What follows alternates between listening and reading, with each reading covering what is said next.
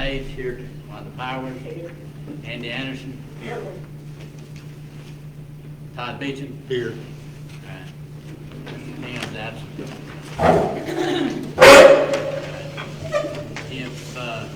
If y'all will, look over the meeting notes, see if there's anything wrong with them, if there's anything that needs to be added or corrected on it.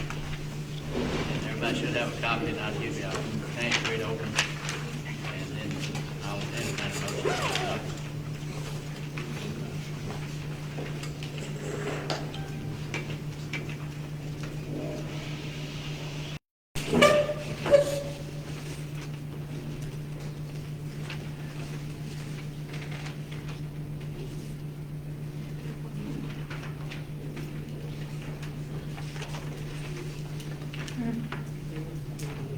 Everybody had a chance to read over it.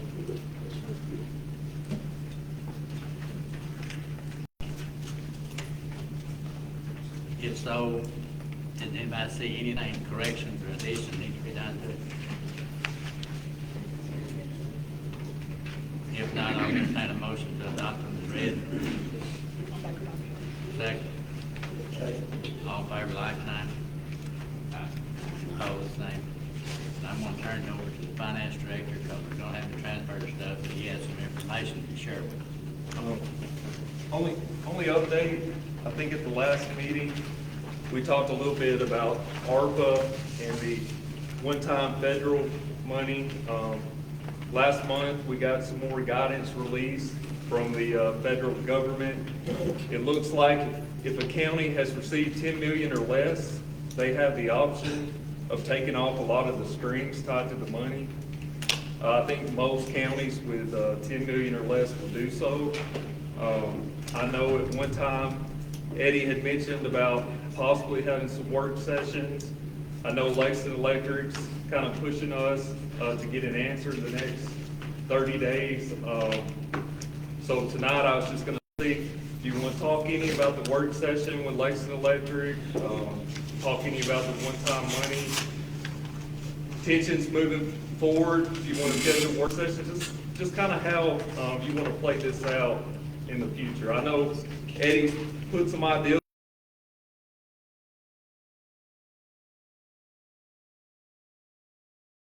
I have to talk about tonight is ARPA and just the one-time federal money.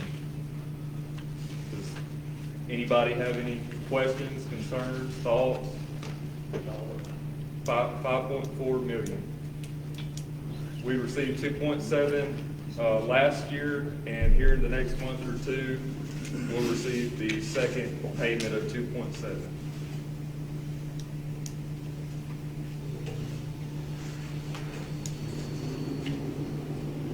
I thought the broadband thing, good presentation, very good. And we definitely need it. We know that's rural area. I have dialed it. Wonderful. Mr. Aaron, I talked to Jeff Graves today and asked him what his recommendation would be to the county partner. His recommendation was that we pay 10% of their 30% match for their grant, which would roughly be about $300,000.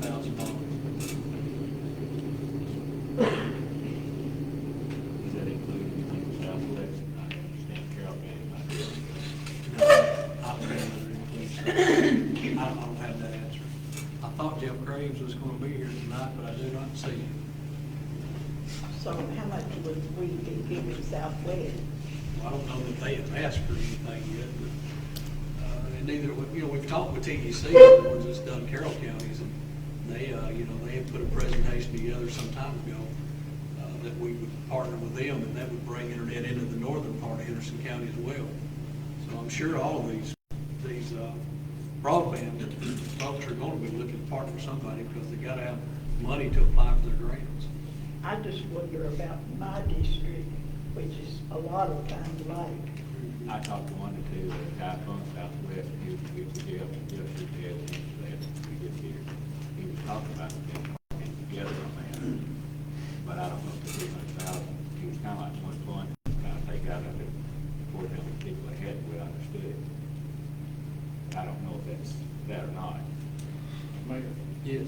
You mentioned the group, and I didn't hear the name, that has interest in the north part of the county.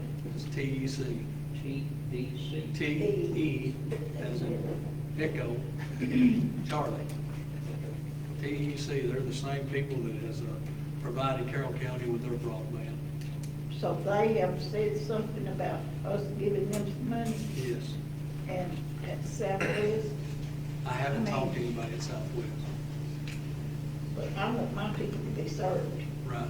Well, I mean, We want everybody to be served. but I agree with Eddie, I mean, just because LES does part of it, we've got to think about the whole county. That's I mean, right. I don't care who's serving, but we can't say, well, we're only gonna do broadband and help with, once got LES, you know, that's not fair to the county. You know. We'll just have to look at it as an economy. Each one of them's gonna be a separate thing to deal with, you know.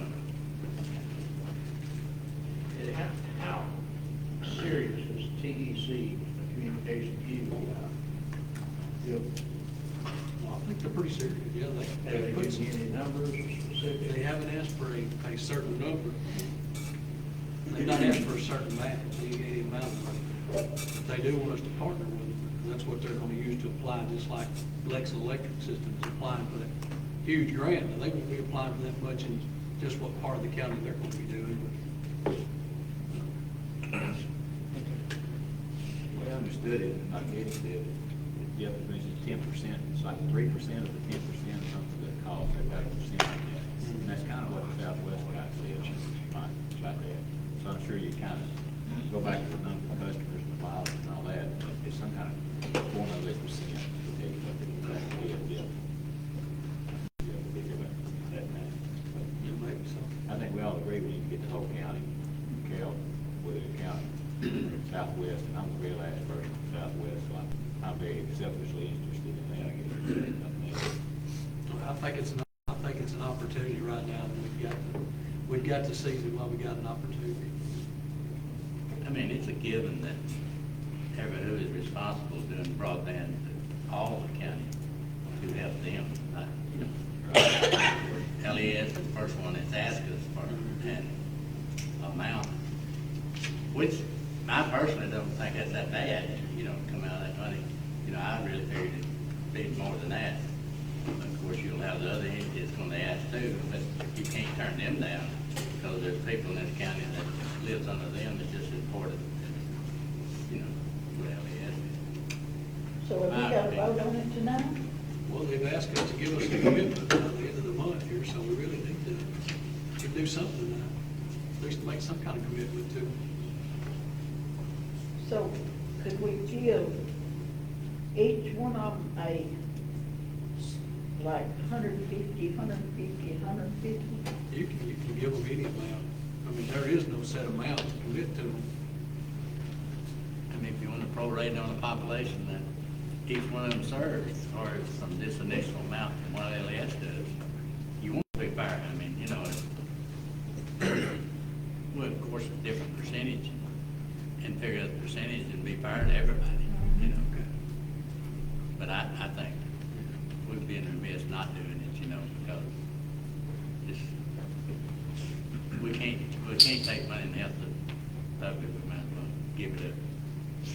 Well, that was the number one thing that was needed in Henderson County when we done that strategic plan that was brought down. Yeah, and that thing from the comptroller, you really stressed about broadband in that grant. Lee, is there any question at all that this type, like an expenditure, if we were to contribute to LES, is there any question at all that that'll be covered under these funds, or that, is there any uncertainty to that right now? Not, I wouldn't think so. Kelsey, by chance, you know, has an amount been allotted, like per county or per utility for like broadband, or just? I was actually looking through the FAQs from ECD today. I had another county ask me a question. And the FAQ said that basically up to 70% of a project is available through grant funding through ECD. So that's going to put the local government responsible for 30%. How that's split, I'm not sure. Ultimately, the contract is going to be in place between ECD and the state and the provider. But they say is how the local match works out, of course, how that is worked out between the actual internet provider and the local government is kind of up to them. So what they've said is it's a 70-30 split essentially. They also provide avenues for multiple servicers if you so choose. Now, there's other criteria in place. It has to be somebody that participates in I think it's the Affordable Connectivity Program. They have to serve a certain area. It has to be a certain amount of coverage, et cetera, et cetera.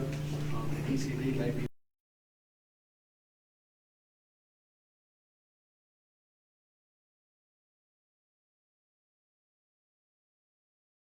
Question was if we were going to use ARP funds to contribute to LES, there is maybe some uncertainty as to whether we could use those funds for that. No. So if all you're asking about is in general, Rescue Plan Act funds, broadband is certainly one of those allowable expenditures that we can choose. Now, what Lee was speaking to as far as the revenue loss, back when the interim final rule came out in March of last year, the revenue loss formula was really, really complicated.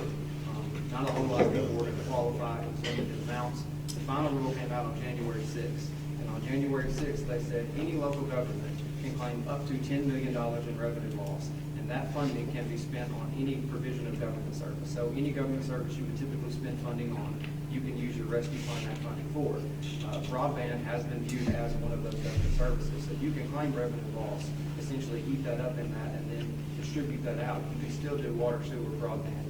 You can still do those things, but you also have services. You can do roads, you can do schools, you can do, a whole host of other things within that. Conditional on it, conditional that there's no problem with doing that, I don't see having any issue as far as that. I don't either, but if someone in their mind is worried about it, is what I'm thinking. But I certainly think whether we vote or take up anything tonight on the issue with LES, that we definitely need to have some work sessions to begin discussing how it's going to be allocated and to answer questions like Wanda has about how we may direct funds to other projects, whether it be broadband or water or whatever. I know we've had the Southwest Development Planning, but not all the commissioners have been involved with that. There may be some other projects and things we need to work on. And I certainly think, we've probably got 3 or 4 months till budget time, but we really, really need to start making sure that we're not. Yeah, it's good. I know Madison County's already got a lot of theirs laid out, what they're going to spend it on. So I agree with you. We need work sessions, ideas, different people. And as long as it's for the right thing,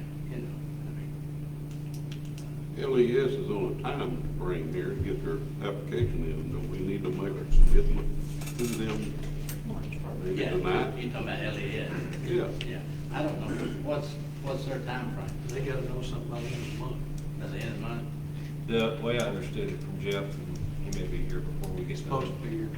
but that they could still take the money after that. But one of the big parts of what he was looking at was We're saying we're going to support. getting the point is by having us show some support. That's support is what they're really interested in right now. And that would have to be done. He thought that would be most effective, certainly when they turn in their application, which would be early March.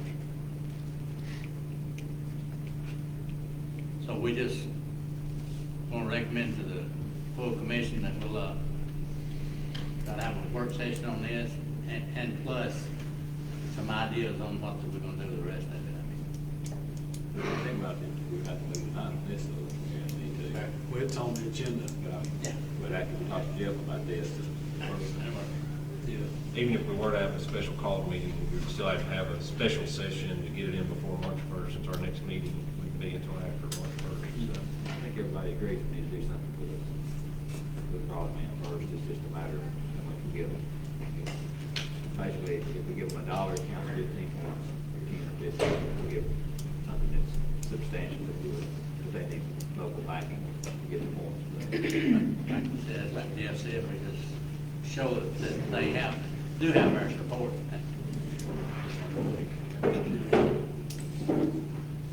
Mr. Jim, can you come up here?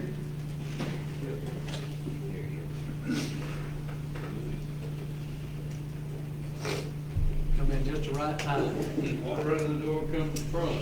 Yes, sir. There you go. There's a couple of questions I need to ask about. This is Billy Gordon. Okay, Even southwest Tennessee, we serve Harper County as well. okay. We're talking about him too. All right. So what I want to know was, you know, I talked to you today about the match. Would that match include Southwest, or would it be different?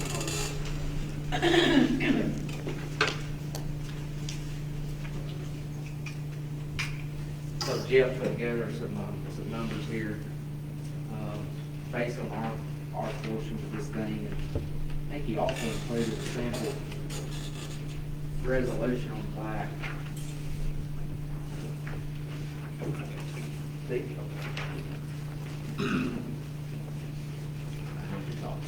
What's that?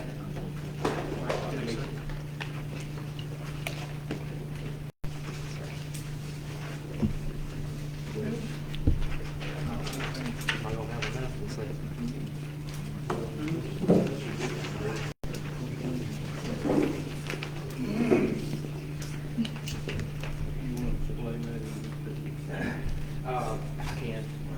So, the way the broadband grant rules are written is that whatever monies that the county pledges would be available for anyone who actually gets awarded a grant from the state. So, whatever amount that the county decides to put up would be split among whoever the state of Tennessee grant recipients are. Obviously, we're gonna apply for the members that we have in this county. Jeff's also gonna apply. The way we proposed in the resolution, I think it's number 2 at the bottom, was that the monies would be split based off of how many homes are passed by each of the systems. So I just have a handful of customers left that are grant eligible, maybe 1,100 or so. Obviously, LES has the bulk of the customers. So any of that monies that get split would be on a proportional basis based on the number of homes passed. That's kind of the way we thought was the best way to do that.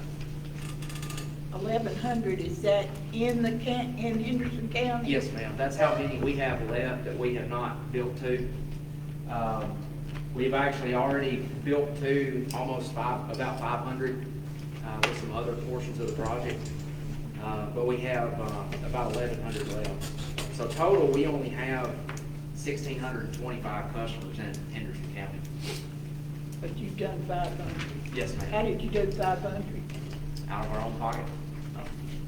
You did broadband. Yes, ma'am. We've already spent about $35 million, and we have about 5,000 people connected right now. I bet you like. Ma'am? I bet they like you. Oh, yes, ma'am. Well, I say that. Everyone calls and says, how fast can you go? Can't do it fast. You can't do it fast enough. I'd be one of those. We're telling everybody patience is the virtue. They seem to forget that. I don't believe that either. And that chart with 5, 10, and 15%, what that is we have to put up 30%. It's a 70-30 match. So if the county decides to put up 5, 10, or 15%, those are the numbers that the county would be putting up. And I think Billy has done this obviously in several other counties. Didn't you say the norm was to the 10% mark? Yeah, what all the counties so we serve actually parts of 11 counties, but primarily the 4 counties that we serve are somewhere around that 10% mark. And that's what Jeff and I kind of got together and put some numbers for what that amount would be. The other thing we put in that resolution is that it would be the lesser of 2 numbers, because we don't want the county to over-allocate any funds. So it would be the lesser of either a percentage or just a one-time contribution. So is that 1,100, does that include Tiny Lake? Let's see here, members grant eligible. So I have about 1,000 that are grant eligible. I had that number looked up. I think there's about 100 people in Tiny Lake.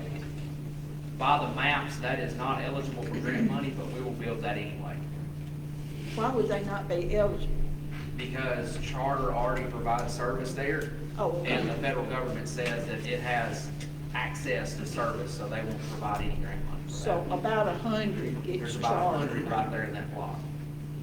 And And there's a speed limitation on that access that has to be met, and it's 120 now. That's right. It used to be 25.3, It was 25.3. and now it's 120. That 100 made down speed and then 20 up. So that, what he's saying is the people at Pine Lake Charter have met those parameters, and so that the grant money is not available for that area. Do you give 15% to get there any quicker? Maybe. Yeah, I had a question here that somebody just asked me to ask. It asked the question, as a user that will be paying for the service, why do you need the money? I guess that's for infrastructure, isn't it? Well, it is, and also as I explained last time, you know, what looks good on the grant app, and we get granted for that, is community support. Yeah. And so that's another thing we're gonna get out of this, is community support, and that's actually a metric that's graded on the app. Yeah, so community support gives you 15 points. Part of that community support is local matching ARP.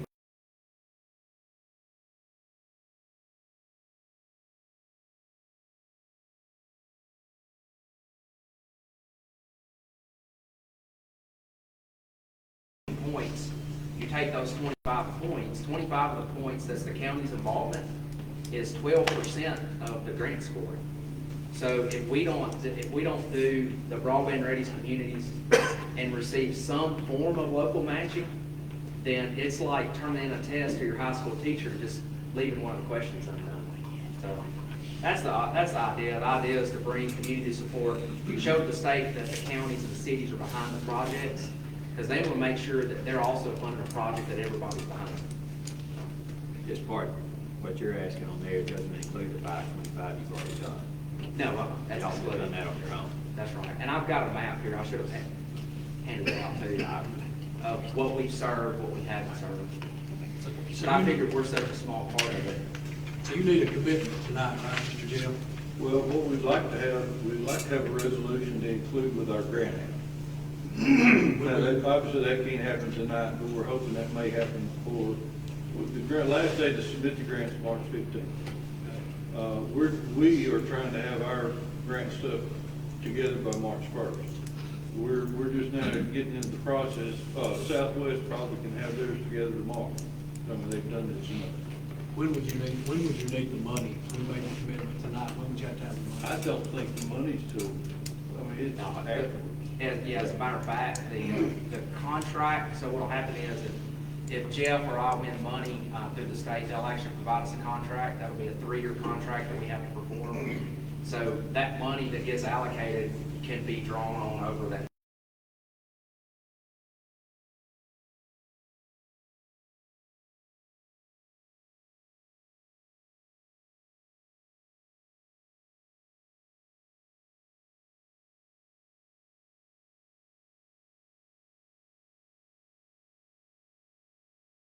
Look at the project. How do you have it there with that? I'm assuming the money that you contribute won't be contributed if the grant fails and we don't do the project. Well, we need to know. So if Southwest and LES within Henderson County are seeking to be included in this grant application, there are other areas not served by just y'all, that we may TC or Jane, I don't know, who are the other, is there any way to know now if they are? There's not a way to know who all's gonna make applications. I would assume some of the larger carriers will also make some applications. I know at Southwest Electric, from our standpoint, they know that we're always on time and under budget, and I feel like we're in a pretty good position. All the electric utilities are. We obviously have access to poles and infrastructure and whatnot. So all that to say, the state of Tennessee's been, we've been very blessed. Ourselves, we've received 3 grants from the state, 3 grants in 2 years. So it's been very significant to our project. The state of Tennessee wants to help the rural population. Sure. So what I'm wondering is, does the county, the city help in any way on LES on this project? Well, the city is taking 100% of the risk of any money that LES borrows, which is gonna be, So they're not, as far as, Funded. as far as the city handing a check to LES, no, they're not gonna do that. okay? So when we get this grant, and the broadband is put in,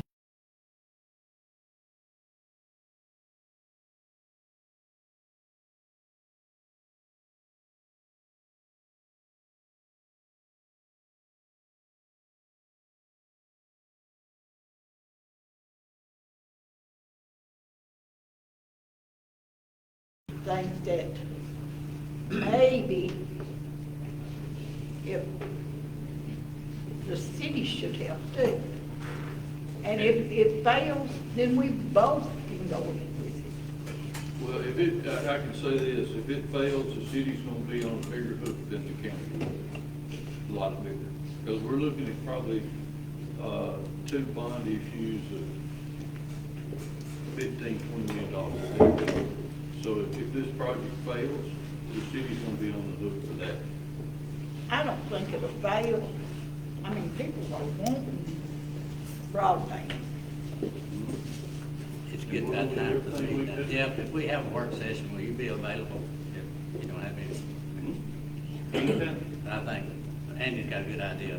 We'll have a work session, try to get one in before, that you gotta know and, discuss it then. I have a question for the, Okay. if all of this flies, works, is there a dead spot in Henderson County for customers? So sorry, just can't, not mine. For LES customers, no dead spot. How about you, sir? For Southwest Electric, we're actually obligated by state law to provide service to every.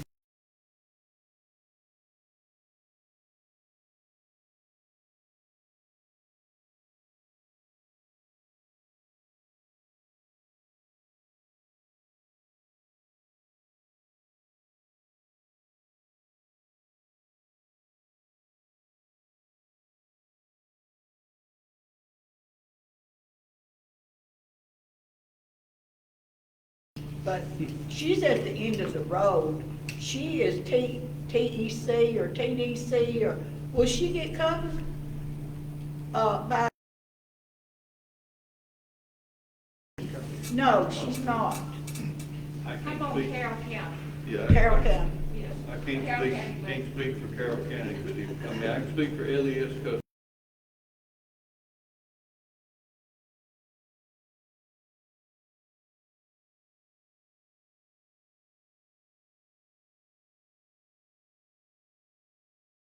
Our next regularly scheduled meeting would be March 8th for a vote. We didn't have one a special calls meeting. Would that be too late to be included in the grant application? No, it's fine. March.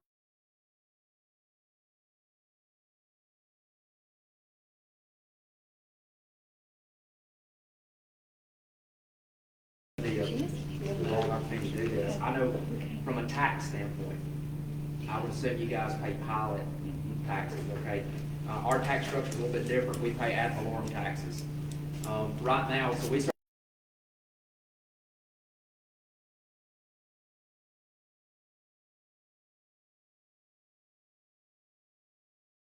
counties except for Madison County. We're the 6th highest taxpayer in Madison County.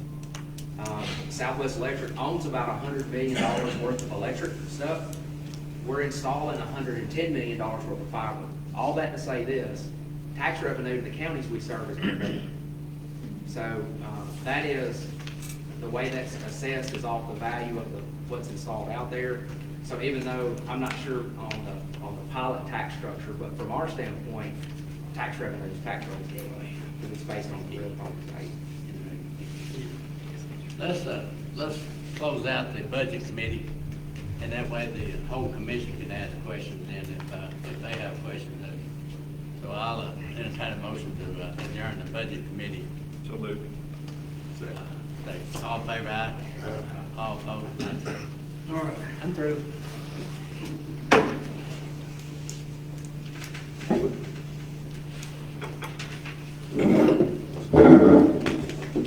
All right, guys, we'll go ahead and get started here. This is February the 10th, 2022. This is our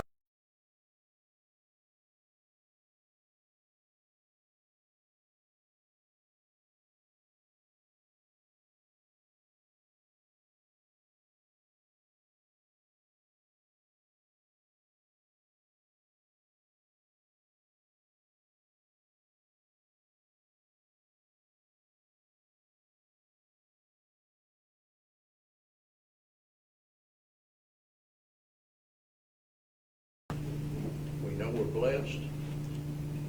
If we appreciate it in the right kind of way, that would be your glory. In your name we pray. Amen.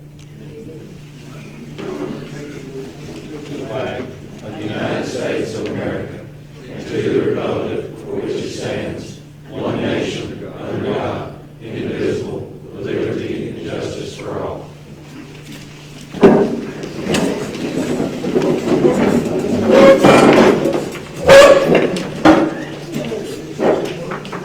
all right, Ms. Carolyn, roll call, please.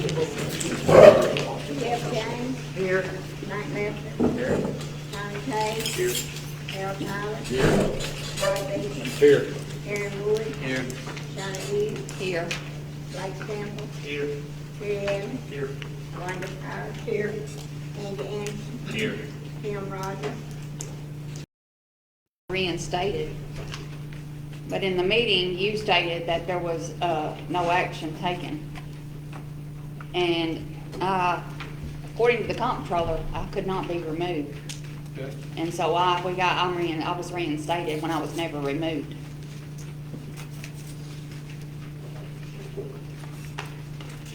All right. We can amend that.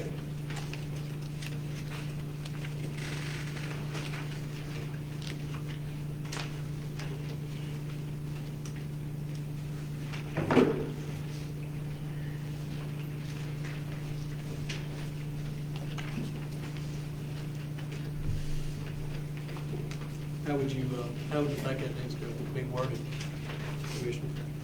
Well, you stated there was no action taken, so if you want to just put there was no action taken.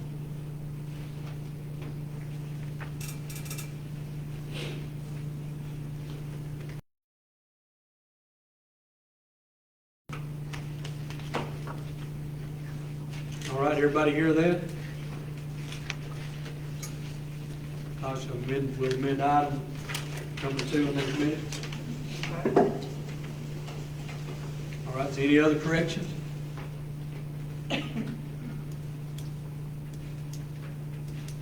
Entertain a motion to approve the minutes. I'll make a motion to approve as amended. All right. Commissioner Anderson makes a motion to approve as amended. I'll second. Mr. Beecham seconds. All in favor say aye. Aye. Any opposed? All right. Next thing on your agenda, you'll see the notaries. I'll give you the notaries here. I'll call them out for you. Vanity D. Anglin, Allie Elizabeth Mosers, Austin Duncan, Lana B. Gary, and Cindy R. Gruner.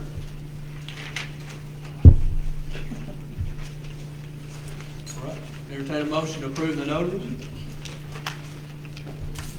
Motion approved. Commissioner Blake Stample makes the motion. Mr. Todd Beecham seconds. All in favor say aye. Next one on the agenda is number 6 is the transfers. I think we have any transfers, do we? Lee? No transfers this time? All right, the next thing you see on your agenda, number 7, is the agreement.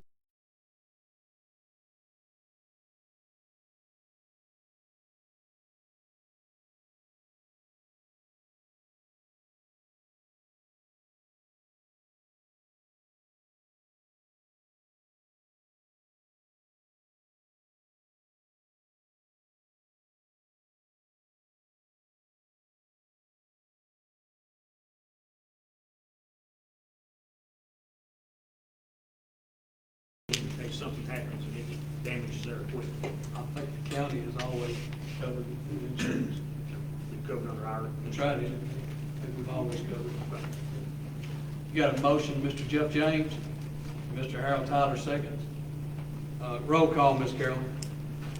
Jeff James, Yes. Mike Lefner, Yes.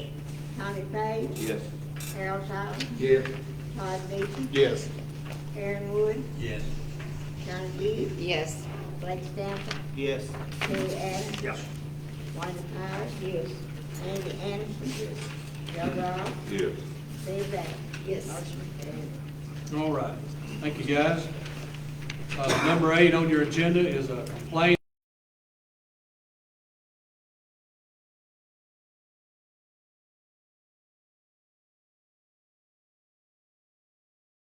All right, what I've got apartment, 3 apartments in one building.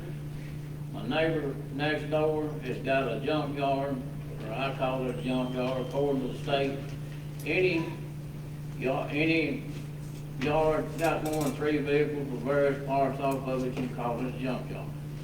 And I've been working here for about a year, and I've got pictures.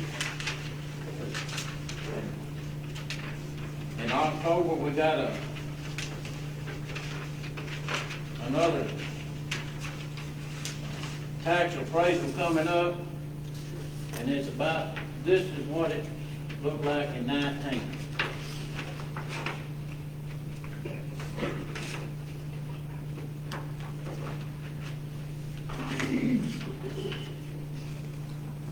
It took me 2 years to get the line run out.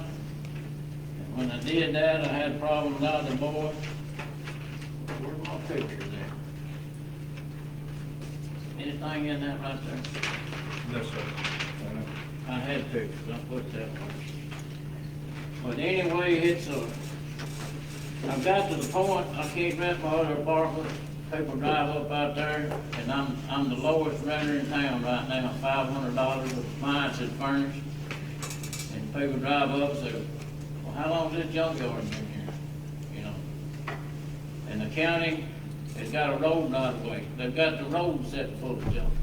And I know we don't have an ordinance in the county for this, but when they reevaluate my property and my taxes going up, and taxes will go up, and y'all can't even spend the money. It's what's fixing to happen when this new property tax comes along. Something needs to be done. And so far, I haven't got an answer from anybody. I did get a trip to the jail where work, but we had a little misunderstanding with it. Well, James, you know, I told you I presented this to T-Dot, and they're the ones that done the state right-of-ways, that they, you know, they had to build the fence along them. And they tell me that 114 there, even though it's a state right-of-way, was not under that beautification program. So, Well, what are you gonna do? You gonna let him put cars out there, plumb in the middle of the highway before the county does anything? well, I mean, I don't have any authority over the highway. I guess that would be the sheriff or the highway supervisor. Well, who do I sue when I get to the point that I can't rent my apartment for this junkyard? I've done gave my daughter the apartment, she's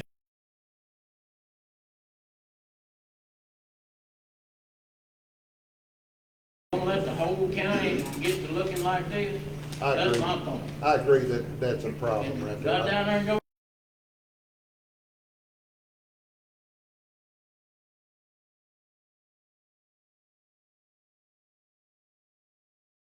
Information or something? Are they selling parts off those cars? There's everything under the sun. They selling parts, they still have a fence up. Well, that's what I'm saying. There's laws for it, but it don't seem to be, Something needs to happen. you don't call it a junkyard, they don't have a fence on it. Yeah, I mean, it's hard to decide right here. There's no reason we can't have a work session on it, and you come and get more in depth. Well, I'll I try know to have it's a quick on you to picture try to next get week. it done.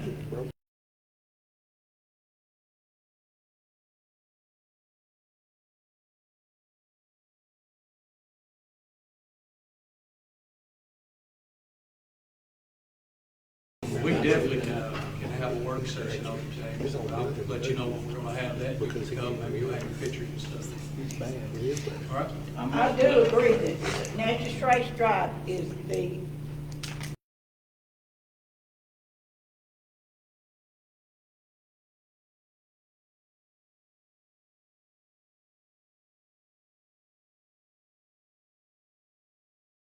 that area up. But now, this is terrible out there, I agree with Is you that- 100%. They're close to Judy and Dennis's old house, That's the same problem, right across the right road. across the road, yeah.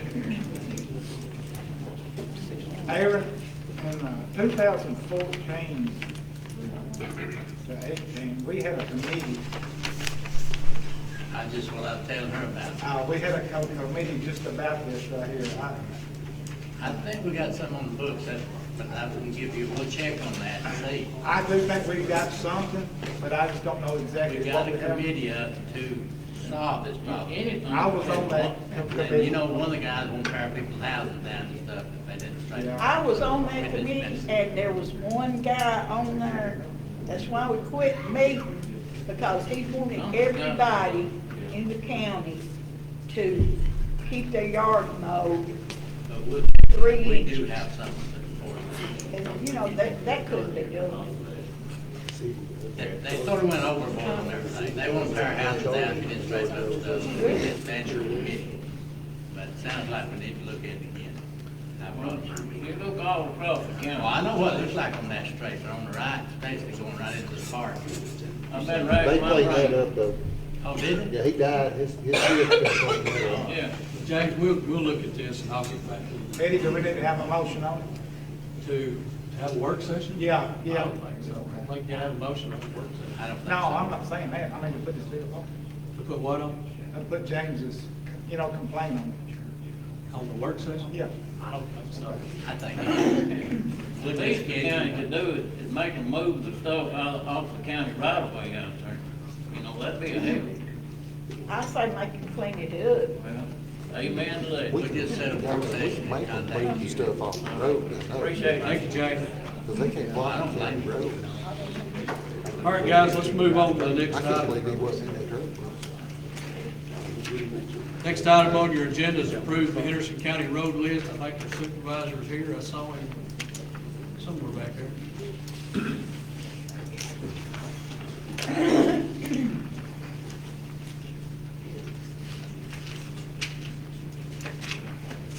The road list is in y'all package, I have found to be incorrect.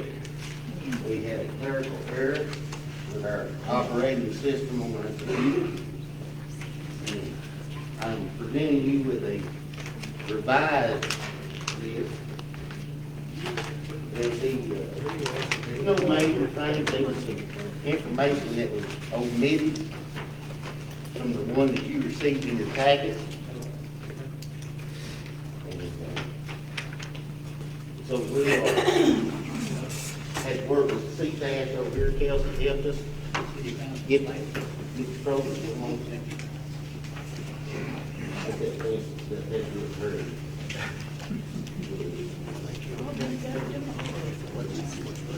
It is a lot of paper. Yeah. Once a year, it's required by us to pass this road list. These are all the roads that I can operate on. It's not on it. But, these are only roads I'm allowed to work on in county property.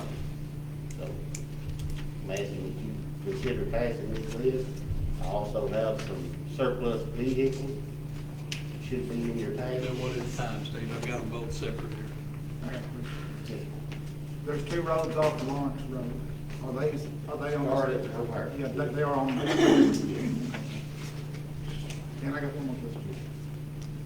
Each road, what is the,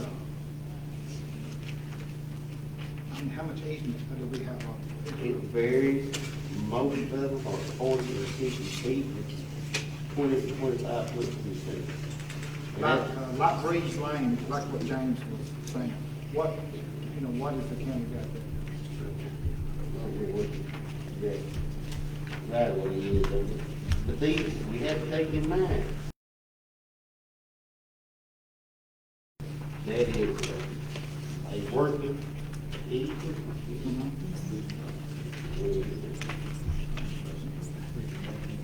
Yeah, Page 30.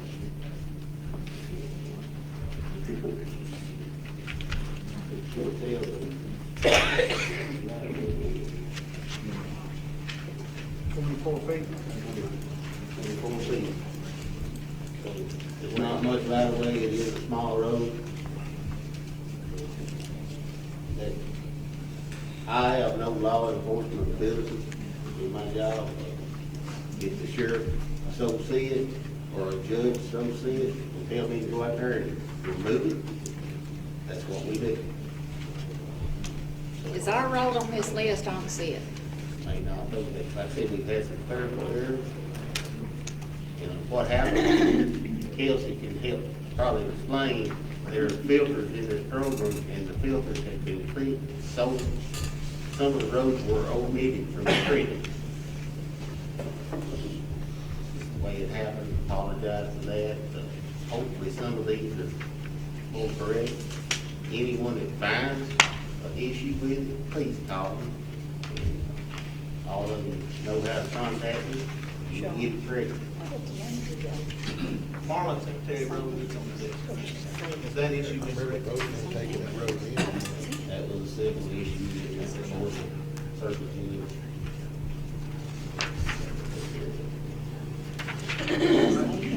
Yeah. A motion to approve the road list? Let me ask you this, though. She's asking about their road. I mean, I remember voting on taking their road in years ago. Even if it ain't on this list, it's still a county road, right? Yeah, it's still a county road, but it could possibly be omitted through a printing issue. So are we gonna get that corrected? But we can't vote on this if it's not, It's not. it's not. The old list was not, this one should. Your road on this list.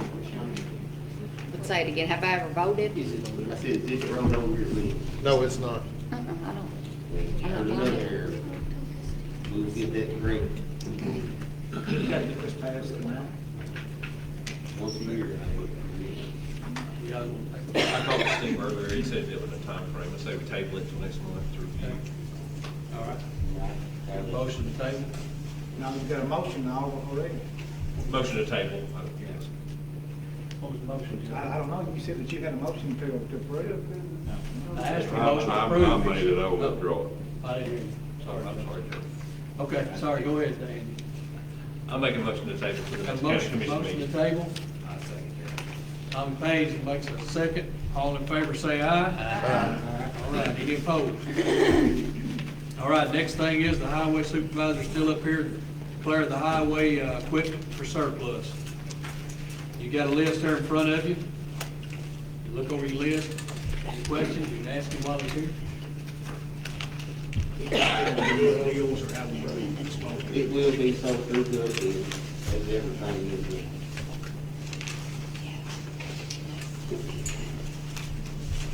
Motion to, let him do it. All right, got a motion to approve by Mr. Joe Ross. Second. Second. Terry Wood, second. Roll call, Ms. Carolyn? Jeff James, Yes. Mike Lefter, Yes. Tommy Page, Yes. Harold Tyler, Yes. Todd Beecham, Yes. Aaron Wood, Yes. Donna Gibb, Yes. Blake Sample, Yes. Terry Allen, Yes. Wanda Fire, Yes. Andy Anderson, Yes. Tim Ross, no, Joe Ross, Yes. Sue Barrett. Yes. All right, the next thing you see on your agenda is declare the fire department excess property for surplus. Should have a copy of that in there. Fire chief is not here tonight, he is sick. So I don't know if we can answer the question.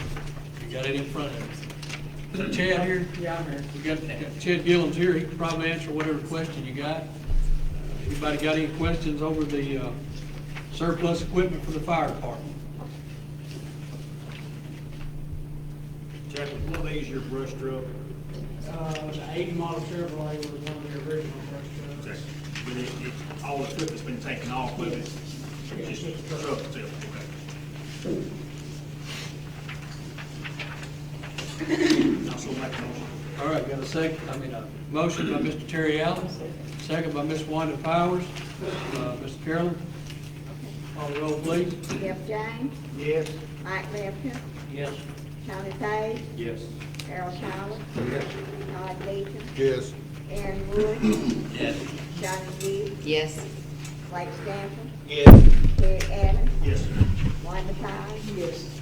Andy Anderson, Yes. Joe Ross, Yes. Zia Bell. Yes. All right. Next thing on the agenda is an update from the solid waste chairman.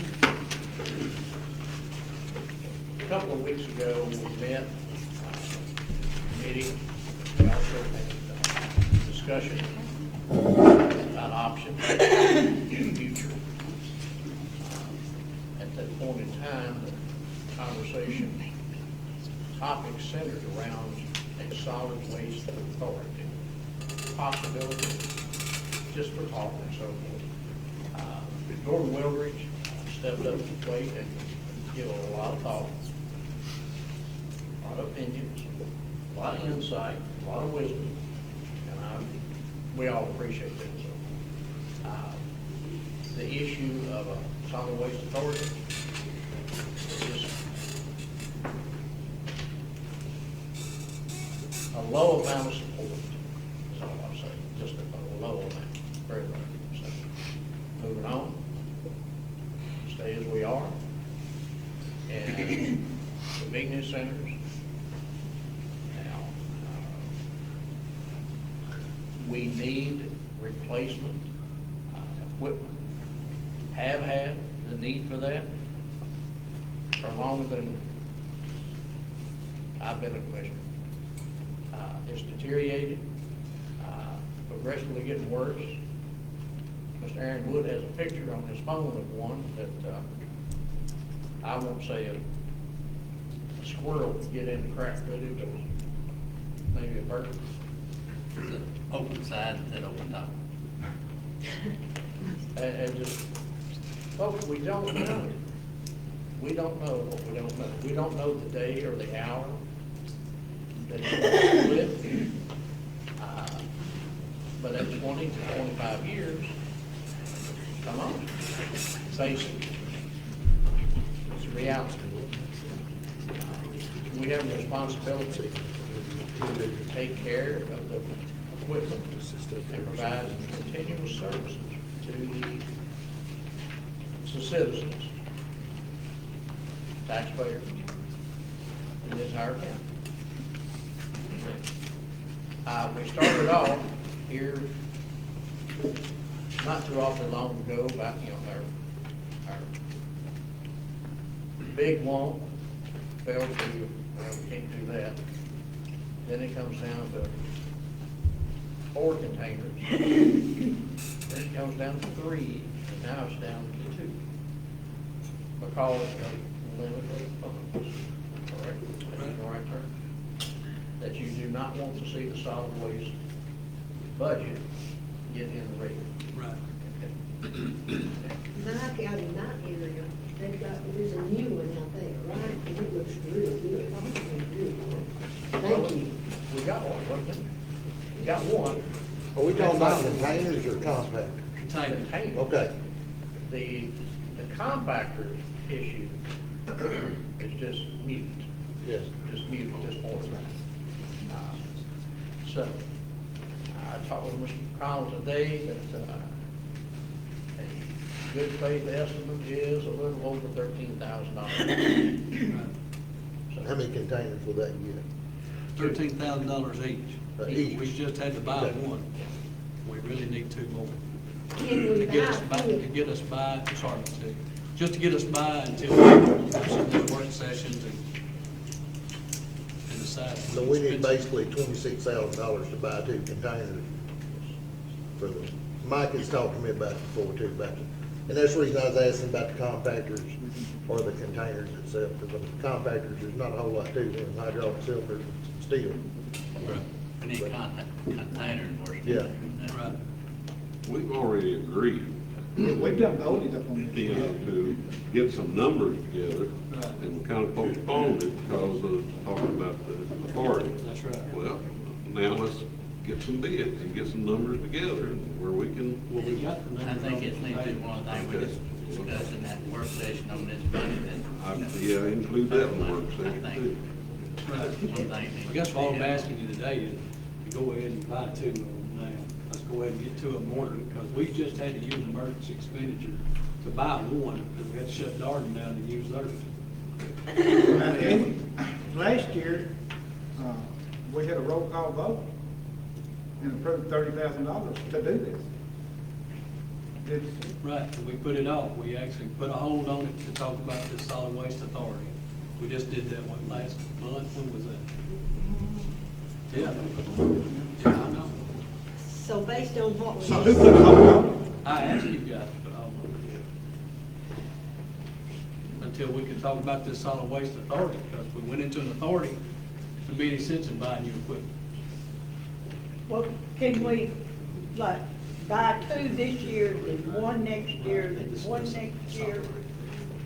We Can we do that? agreed to make a note, borrow the money if we needed to fix it. We didn't talk about that.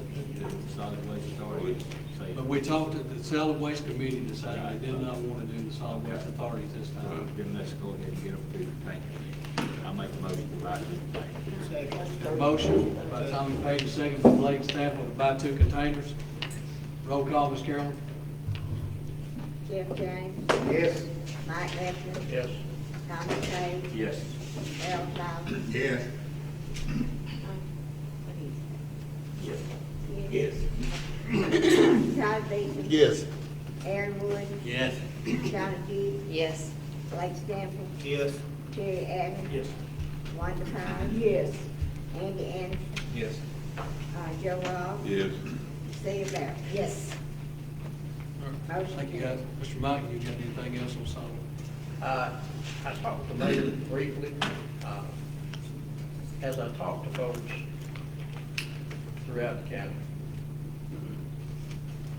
one of the complaints is it's not convenient because I don't get off to work, off of work. By the time I would get there, it's closed. So can we expand upon the hours, tweak them some and so forth, be more accommodating and so forth? Every decision we make costs money. Every decision. So, but is that something that needs to go on a work session, or is this? Well, we cut the hours last year. And so you're asking, can you bring them back? Can we bring it up? Now, that might tweak them. Now, signs that are on the gates today say one thing. And it took us, it was a challenge to get all the signs changed. It wasn't the cheapest thing, and it wasn't the most expensive thing, but, just get it done. Now, whatever we change, we gotta change on the gates. We've gotta tell the public what time, so. Communication to people when you close a convenience center. No one can predict how many people are going to come or how much you're going to have. I have the numbers from December, a year ago. I have them from this past December, so forth. There's not that much difference in volume. We did not count cars, and I would think that we're creatures of habit. So we bring the same 3 bags, 5 bags, whatever we bring, once a week, whatever.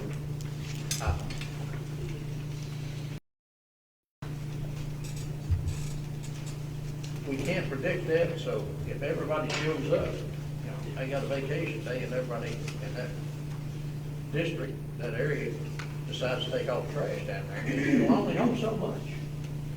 Can we, Mike, can we set a solid waste committee meeting or a work session to talk about this? We actually got 2 visitors back here that's got a presentation they want to put on. Okay. And so, it's all right with you guys, let's move on and let's. I'd like to make a recommendation right here. Okay. I recommend that the solid waste committee meet and start the process of an application for the director for the solid waste. We've been a year without a director. I think it's time we take that issue up. But we have a director. No, Yes, we have a director. We have somebody down there that you put down there. That's right. But the committee has never approved it, nor Mike, hired. Mike McConnell applied for that job. Harold, you was on that solid waste committee. He applied for that job. There were 3 people you guys Yes. interviewed. You remember that? I do. One of those people was hired. That person didn't work out, so that person had to be moved to another position. And the only other person that was left, Harold, was Mike McConnell, who was already a Henderson County employee, and we transferred him over there. Is that right? I don't know what you did. So why are but we? What I'm telling you is the committee has not took any action since you removed the lady that was down there. The lady that was there lost the county $30,000. How Do did you you- think Hey, that for 1 minute, Ms. I am Wanda, gonna finish what I said. We're not gonna talk about Do you personnel think issues, that Ms. for Wanda. 1 minute that we need to hire somebody that will do that again? We're not Mike gonna talk, McConnell is doing a good job. we're not gonna talk about personnel issues in this meeting, not in this open meeting. If you will come see me in my office, Mr. I don't need Harold, I will be to. glad to I sit told down, you I'll about be this glad to before. sit down and talk with you. But we're not gonna talk about personnel issues in this open meeting. So we're moving on. We got a discussion with our monthly meetings, number 13. Mr. Andy Anderson asked me to bring this up, and so I'll just turn it over to you, Mr. Anderson. Yes, there has become, seems to me, and I think the recent scheduling of our meetings would show that we are not adhering to our regularly scheduled meeting plan. And I think that it would be good business for the county to adhere to our regular scheduled meetings for several reasons. Personally, my personal commitments, try to work around the regularly scheduled meetings, and so when they get moved, it's difficult for me always to attend. But also, I believe that having special called meetings instead of the regular scheduled meetings prevents commissioners from bringing business to the floor and prevents public comment when that opportunity arises. And so I had considered requesting that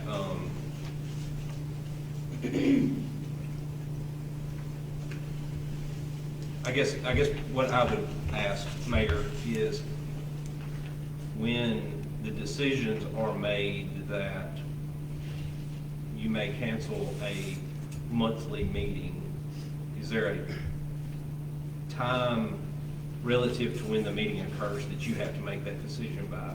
And I would just like to know, as a commissioner, how I can communicate to you that I think there's business that needs to be added to it. I don't want us to cancel meetings like tonight and have them in an open, where there's more space if there's an issue or with a hill or emergency. But I do think that the commissioner should be allowed to suggest that there is business and that be recognized for a commission meeting. So is there a date relative to the second Tuesday that a commissioner could come to you to request the meeting? I don't know that there's a certain date, Andy. I mean, I have an open door policy. I think everybody here knows that. Everybody, several people have been there. I mean, if you've got business or something you need to come and talk to me about, I'm happy to do that. As far as those meetings being changed, I actually went back and looked at the meetings. 2019, right after we were elected, we were having quarterly meetings, one meeting every month, every 4 months. And we changed that to every month to be able to have our meetings and get our stuff together. But I went back and looked, and from 2014 to 2018, the administration before us, they had 12 regular call meetings in 4 years. The just over 3 years that we've been here right now, we have had 24 regular call meetings. And only one of those meetings did we not let the public come and speak. So I don't think that it's that big of an issue to me. It doesn't seem to be, looking at the numbers. We canceled a few, we rescheduled a few. I also went back and looked at that too. 2019, we rescheduled 2 meetings and we canceled 2 meetings. In 2020, we rescheduled 2 meetings and we canceled 2 meetings. And that's just been the kind of a pattern that we've had. I mean, it's not something that we've just started doing. I mean, there's no reason, you can look at the minutes.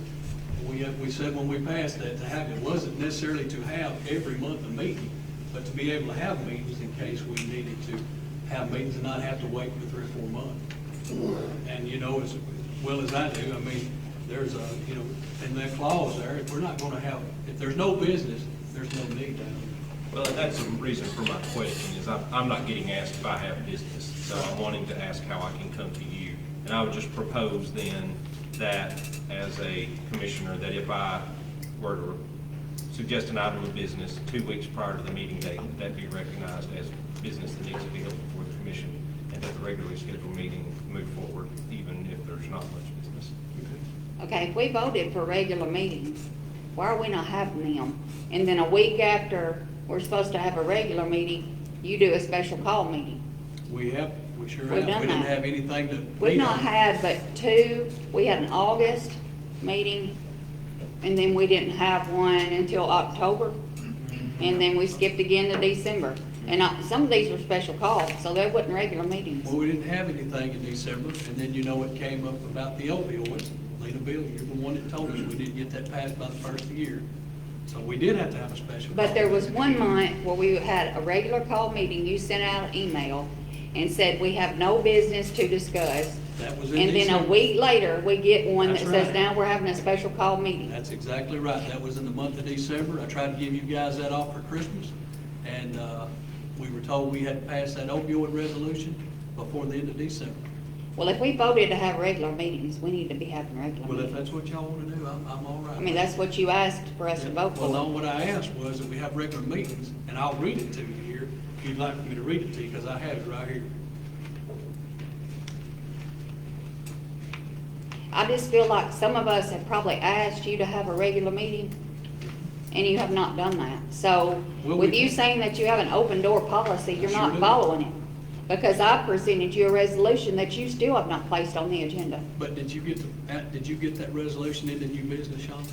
Did I get it in new business? Yes, did you bring that? I up? don't have to get it in new business. But you did have the No, I opportunity. gave it to you to put Right. on the agenda. And we had an And executive according to session. TCA 55110, that's your Right. job to do Yeah, that, I've as the got that- chairman. I've got that right here too. and it's If you are not gonna 55-110. follow what you're supposed to as being the chairman, then you don't need to be our 55-110 chairman. right here also says, Sean, in that second part, it's just like talking out of the Bible, you're only following part of the law. I don't need The you to other tell me part about of the Bible, law- okay? the other part of Let's the take law- it one at a time. Let's take it one at a time. Right. If you got, we've got off track here just a little bit.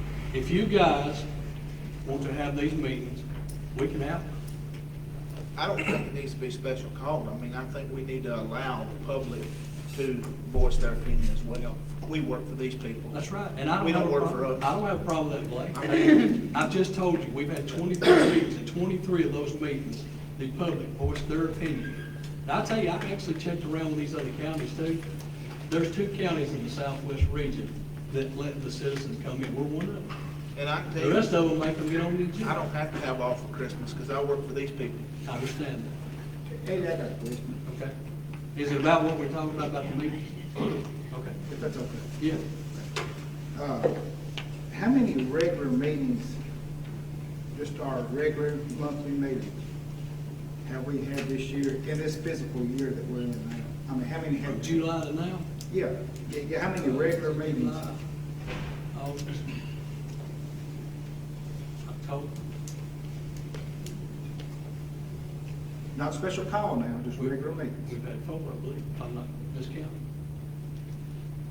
How many months is that from July to now? Well, I don't know, I was thinking that that's what they was trying to ask. Right. All right, well, guys, let's move on. Let's figure out what we're gonna do here. Andy, you got a motion? Is that what you? I'm not making a motion, I'll request 2 weeks ahead if I have business to add to the agenda. I just ask that, I'm not gonna ask that we remove your authority to cancel the meetings if there is no business, but I would just ask that the commissioners requests be respected if they have business to add. All right. Like any other business with the, discussion about the monthly meeting? All right. Number 14 is read the county trustees policy into the minutes. And it's nothing to be voted on, it's just a change in his policy. I have a copy of that, anybody like to look at it? Yeah, I'd like to. Okay. You want it now? You pass that to the-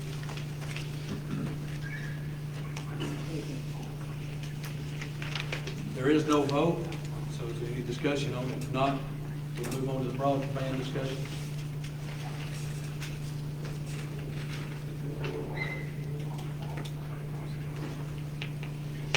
All right, seeing none, we'll move on to the broadband discussion with LES. Jeff Graves, we talked about that in the budget committee. Jeff Graves has passed out a copy of a resolution. You guys have that in front of you. You also have the piece of paper that they passed out that has the percentages on it. It was recommended after speaking with Mr. Jeff Graves that we put in 10% of the 30% match, which would be roughly about $300,000. That was for LES. On the other side there, I think you'll see that Southwest Tennessee Electric Membership Corporation also has a formula. And so, would the resolution be for both of them? Jeff, or would it have to be two different? I think you would need two resolutions. Okay. One for LES, one for Southwest. Would it be the same resolution? Okay. All right, discussion. I thought we was gonna have a work session about this. Well, we gotta let them know something before the end of the month. March 1st, they got to. They said if we voted March 8th, that they could still work it into the grant application. And then they finalize for sure, the end of it's March 15th, right? March 15th is when we have to have the application. Right. But you want it by March And it also 1st. is one resolution. So it The would be one. grantees of the grants would be LES and Southwest, so it is just one resolution. Okay. Let me ask a question on that then, so I'm understanding this discussion we're gonna have. If we're gonna do 10%, to y'all it'd be $300,000. And 10% to Southwest would be $63,000. Now, that's not $300,000 split off of you and 63 give to him. That would be us giving $363,000. Is that, am I understanding that right? The total would be that. Gotcha, okay. Now, I don't know about y'all. I think this is something we've gotta do for the citizens of I don't Henderson. really see why we need a We, work session. we can do a work We know session we're if that's gonna what do some it. of you want, but I'd be glad to make a motion that we go on with this tonight. You do it, I'll second it. I'll make that motion.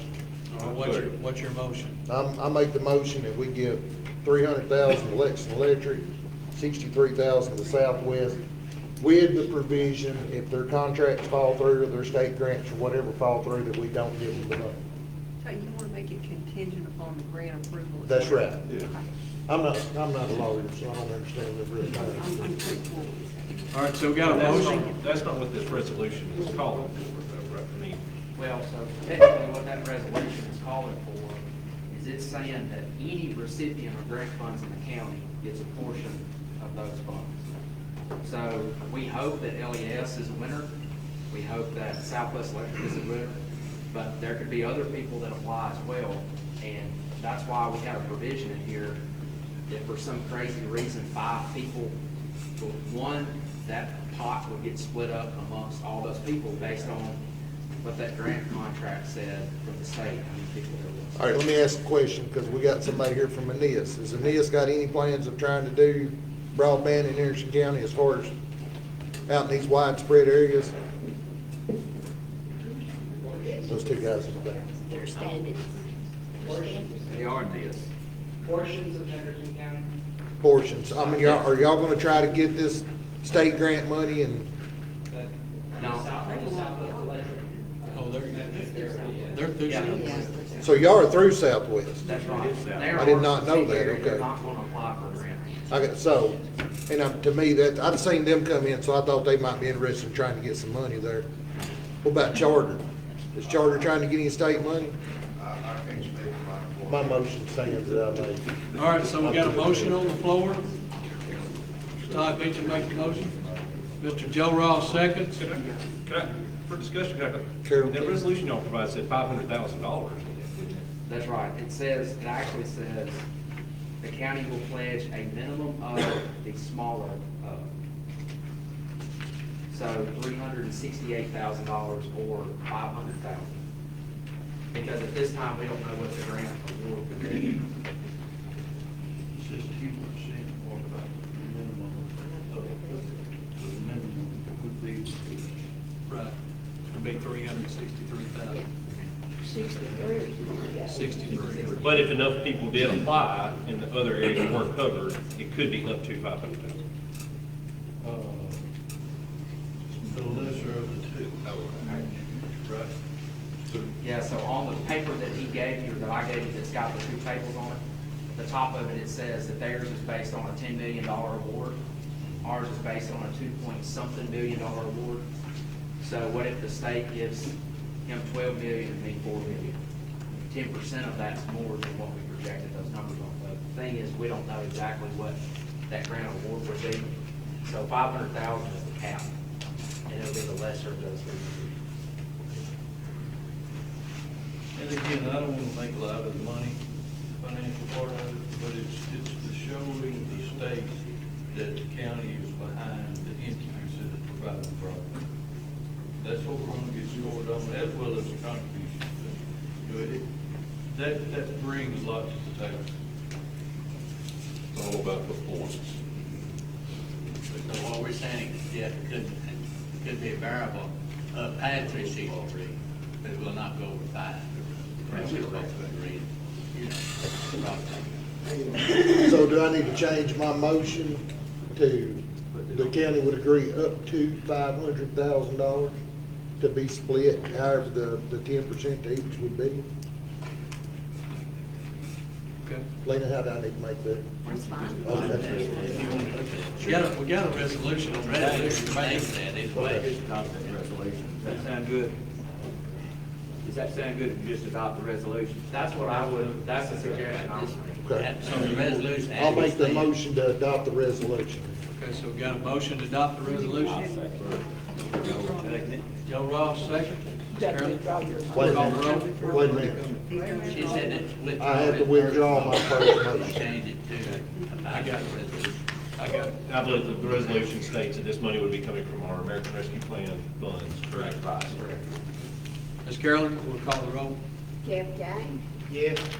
Mike Lefton, Yes. Tommy Page, Yes. Harold Chalmers, Yes. Todd Beecham. Yes. Aaron Wood, He said yes. I said yes. Johnny Deere, Yes. Blake Stanford, Yes. Terry Allen, Yes. Wanda Fowler. Yes. Andy Anderson, Yes. Joe Ross, Steve Better. Yes. Right. Katie, I got a question here. This TDC, when are you gonna get back with those, for where the northern part for the night? I'll try to call them next week. So you'll have something like at the next work session or something? All right. All righty. We'll move on. That was our last agenda item. We'll move into our old business.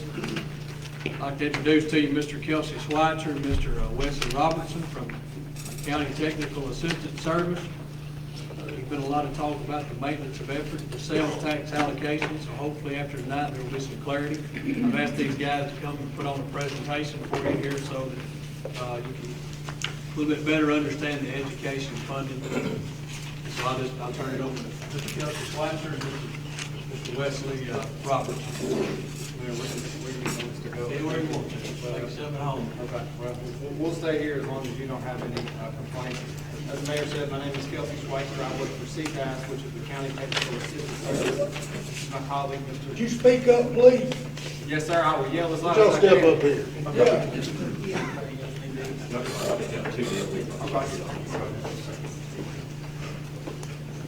So we work for the County Technical Assistance Service. We are a division of the University of Tennessee Institute of Public Service. I serve as a county government consultant for 10 counties in West Tennessee. Wesley serves, I believe it is 11, 12 counties in Middle Tennessee. Brought Wesley with me because he is an education funding expert. He was previously the head of finance for Tennessee Department of Education before he came over to work with us. So we wanted to clarify some of the questions that we've been receiving as it relates to sales tax, as it relates to maintenance of effort, because ultimately, when we talk education funding, these two things are connected. Sales tax is one portion of it, but there is a maintenance of effort that is a secondary portion of that. So you should have in front of you, hopefully, a small presentation that we put together, not very many slides. Has that been handed out? This is it.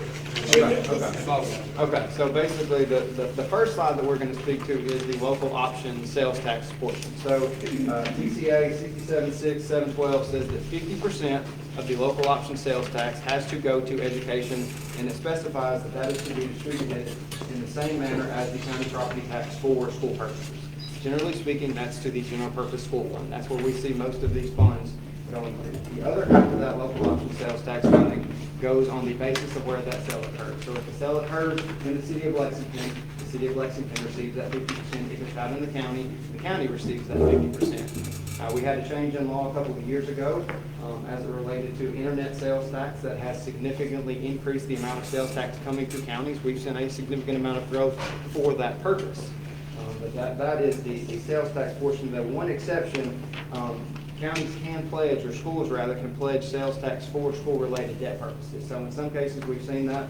I know in Decatur County, we had that a couple of years ago where they used sales tax to a debt service fund to fund the Riverside High School. Once that was paid back, that went back to the city. So sales tax can be pledged for school-related purposes to kind of circumvent that portion of the statute.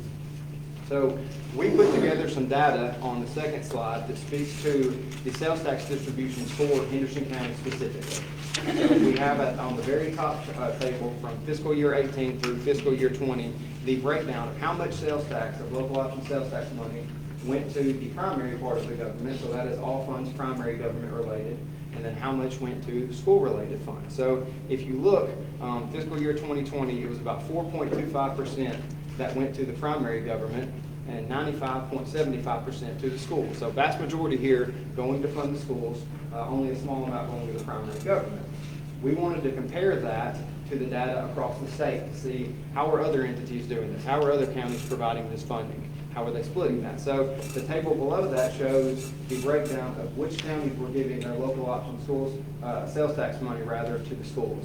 So you'll see, you know, those that are giving above 60%, 70%, 80%, and 90%. So you all are in that last bracket. There are 21 counties, including Henderson County, that give in excess of 90% of their local option sales tax dollars to fund education. So why is everybody not getting 50-50 on sales tax? So essentially, when we talk sales tax, when we talk funding, I guess, education, there's a lot of different rules in place. Some people give property tax, some people give sales tax, some people give wheel tax. There's lots of different funding sources at play there. But they can go in excess of 50%. Yes, yes, you can provide, 50 is the minimum. You can go above that. What other sources of local funding you give, be that sales tax, wheel tax, property tax, et cetera, that's all relative. When we talk about those two different kinds, you know, sales tax is our growth number. That's what we look at. We look at the growth in sales tax in the last 5-10 years and say it's been great. Why don't we capture more of that? But on the other hand, when you go into a recession or anything of that nature, sales tax is often the most volatile too. Property tax is our most stable source. So generally speaking, a lot of the counties are funding schools with sales tax money, which does have that growth potential, but they're funding general fund operations with property tax, which is pretty stable. We can depend on that revenue source.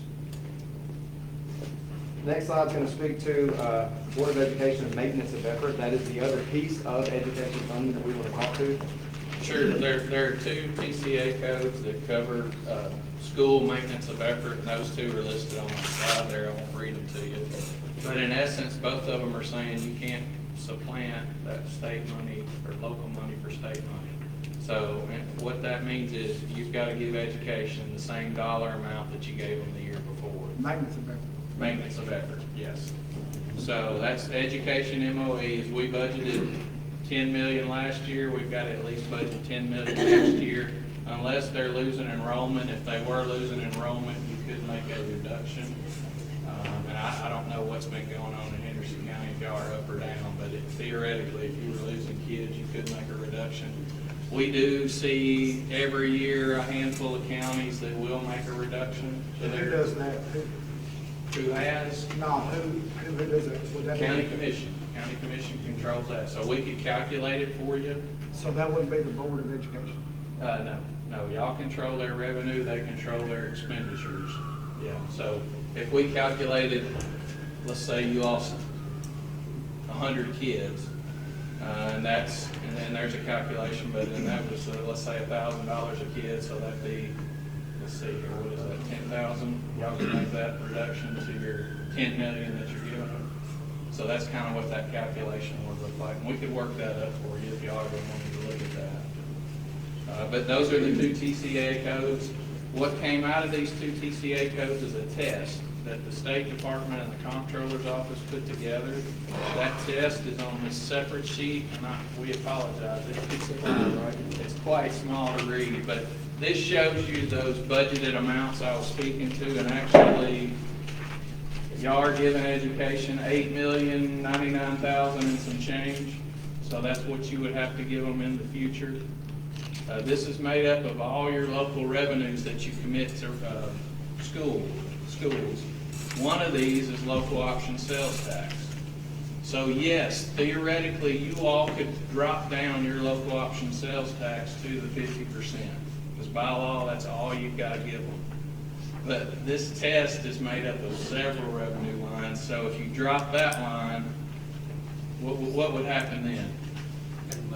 You got to make it up in one of these other lines. So property tax or one of these other revenue lines has got to go up to offset that reduction that you would have made if you were going to bring that sales tax that you've been giving at 95%, down to 50%. I do have one county that I work with, Robertson County. They give 100% of their sales tax to education, and they're working on bringing that down, but they know they're going to have to make it up somewhere else. So they want to move that sales tax over into the general fund, but they know by doing that they're going to have to move probably some property tax over into education.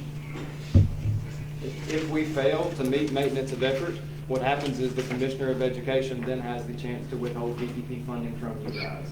So looking at the budget for fiscal year 21, or actually looking at the audit and your actual numbers, your total general purpose school fund revenue was just under 34 million, and just under 24 million of that was VEP funding. So you get almost 2/3 of your general purpose school fund funding from VEP revenue. It's not local revenue. Local revenue is a very small portion of that. So maintenance of effort, in all, is a very important part of that test. Sales tax is certainly one. We can certainly look at going forward, reducing that percentage down, but there has to be something to make it up. We can't go below that roughly $8 million in local funding in any year.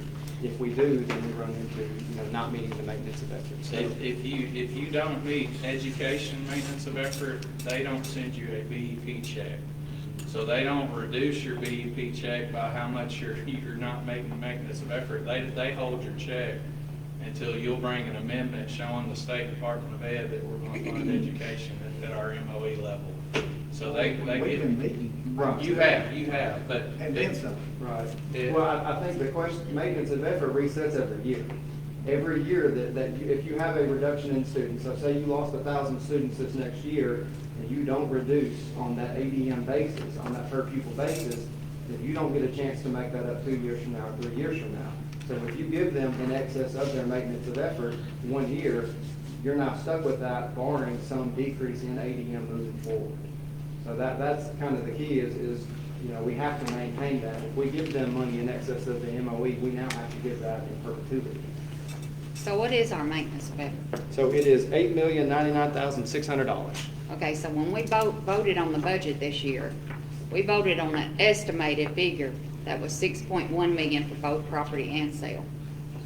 So you're telling me that we voted for 6.1, but our actual maintenance effort is 8 million?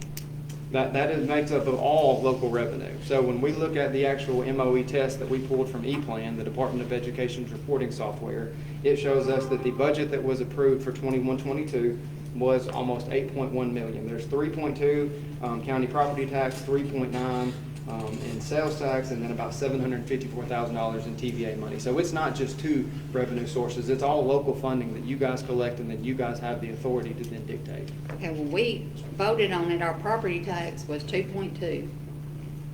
And then the sales tax was 3.9. Is that what you're saying that you got on there? I see 3.9 on sales tax and 3.2 on property tax. That's what it's showing on the sheet. It's 3.2 and 3.9 for those two. Is transportation fund included with the? It is. Yes, it's going to include both of those. Yes, correct. But now keep in mind that we only got the school budget 30 minutes before we voted on it. I mean, you know. Well, Yeah, I know, we're not here to talk about that. And I fully understand, but you know, I mean, you know, we had to work through all this. what we will say, they clarified a law, what was it, a year ago, 2 years ago, that does say the county commission has the authority to set revenue estimates for the Board of Education. We were having, you know, these types of situations occur in counties across the state where boards of education and county commissions weren't necessarily seeing eye to eye, and there was discrepancy. The Board of Education might submit a budget that said, we think there's gonna be 10 million in sales tax, and the county commission says, we think it's 5. So there was a lot of discrepancies on who gets to control those numbers. So they passed a law 2 years ago that said you as the commission actually control the revenue portion. You don't control the expenditures. You can't line item the school's budget, but you do control the revenue side of that equation as it relates to budget submission. Our opinion was that commissions had always controlled school revenue, and I think everybody at the state also, but there was a budget battle in Upper East Tennessee, and that school board tried to claim that the commission line item their budget when they changed their revenue estimates. And everybody thought that was okay, but they just kind of clarified it more specifically in a new law, just to lay out even more specific that, hey, commissions do control the revenue. Not the board. Not the board. Correct. Yes, sir. So we're funding the school system 38% more than the minimum that the state requires. And we're gonna continue to do that from now on, right? When you say the minimum, do you mean the BEP required local match? Yes.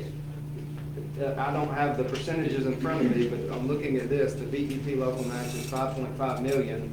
Your maintenance of effort is about 8.1 million. So there's no provision in law for you to drop from your maintenance of effort to the BEP local match, barring some decrease in ADM.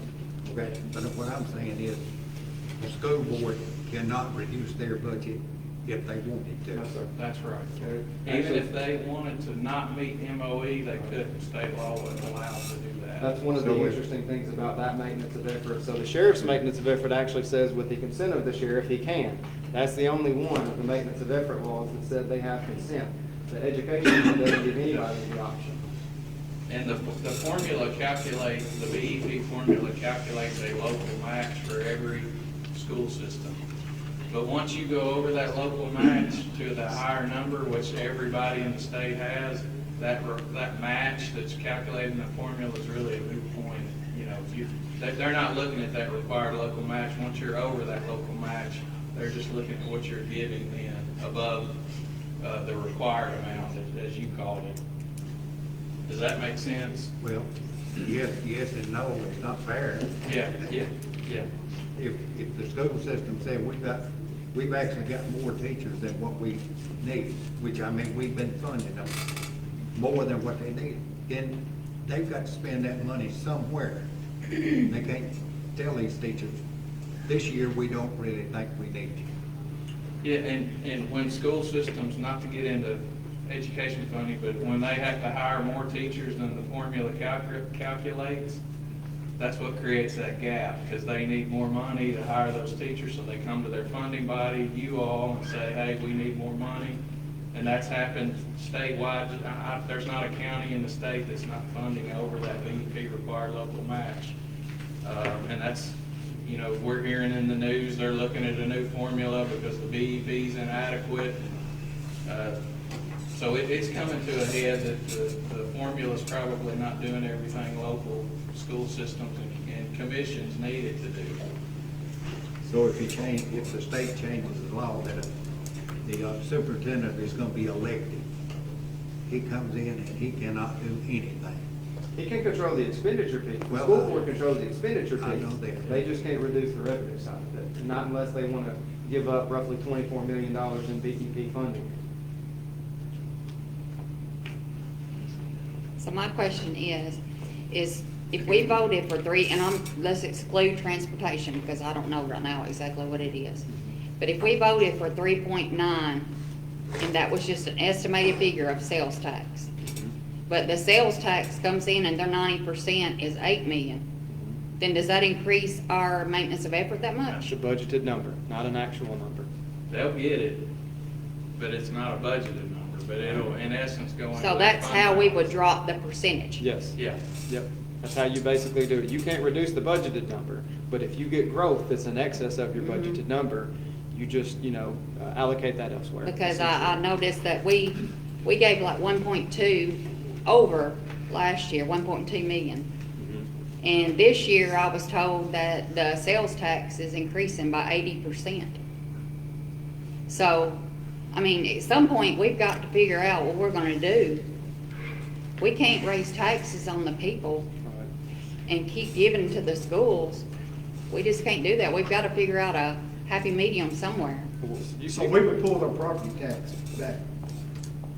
If you increase the sales tax budget for them, yes, but one of those would have to increase. So if you budget them at 8.1 million, if you increase that sales tax number and say, hey, it looks like you guys are gonna bring in a bunch more sales tax than we budgeted you, we're gonna take some property tax, we're gonna play, that's perfectly fine, you can do that.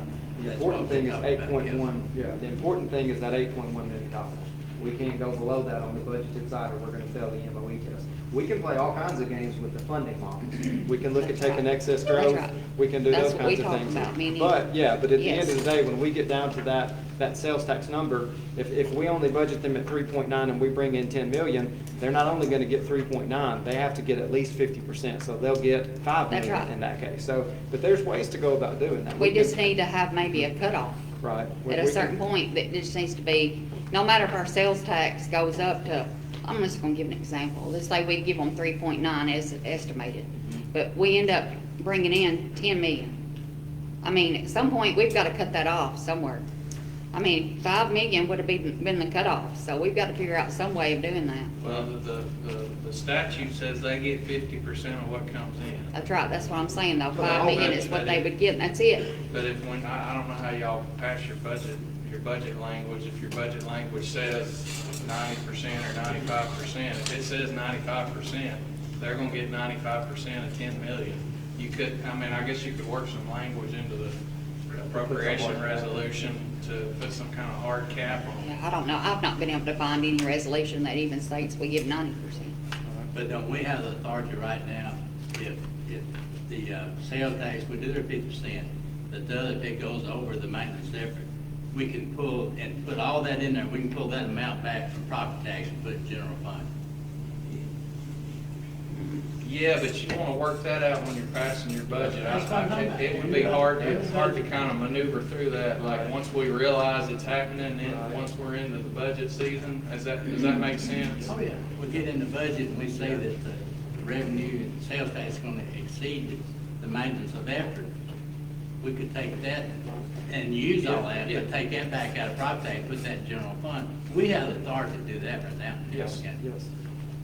We just, sometimes, we don't look close enough, but we will. I guess the property tax to me is a more settled amount. Generally Sales tax, speaking, it is. you don't know. Right. You don't have no idea what you're getting. And that's exactly Yeah, what we say. that's what Property tax we can project That's on, we right. can We depend on, it. We cannot. know what it's gonna be. That's why We cannot, generally as long speaking, as they most got people fund their general 50%. fund with that. And they give school sales tax growth because, we have a lot of personnel type expenditures, a lot of recurring expenditures within our general fund. We'd rather have a dependable source of revenue. And like you said, there's probably a happy medium in there to be met, where That's we're right. getting some growth, but we're also making sure we maintain that steady base. Yes. And we're not proposing to cut them or hold their growth or anything. We're just telling you what you can do. We just want to give them what they ask for.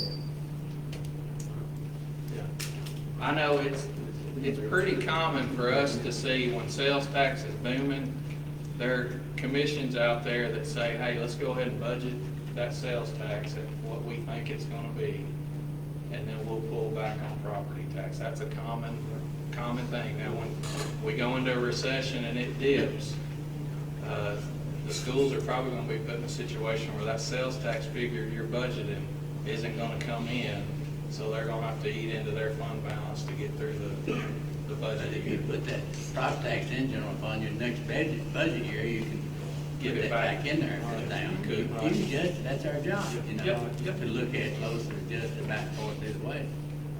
I'm like him, we want to fund them adequately, but we want to be fair to everybody, because we've got other things, like solid waste is hurting. try to work some of that out and help that. Well, we just had a large amount of overage that we wasn't told about.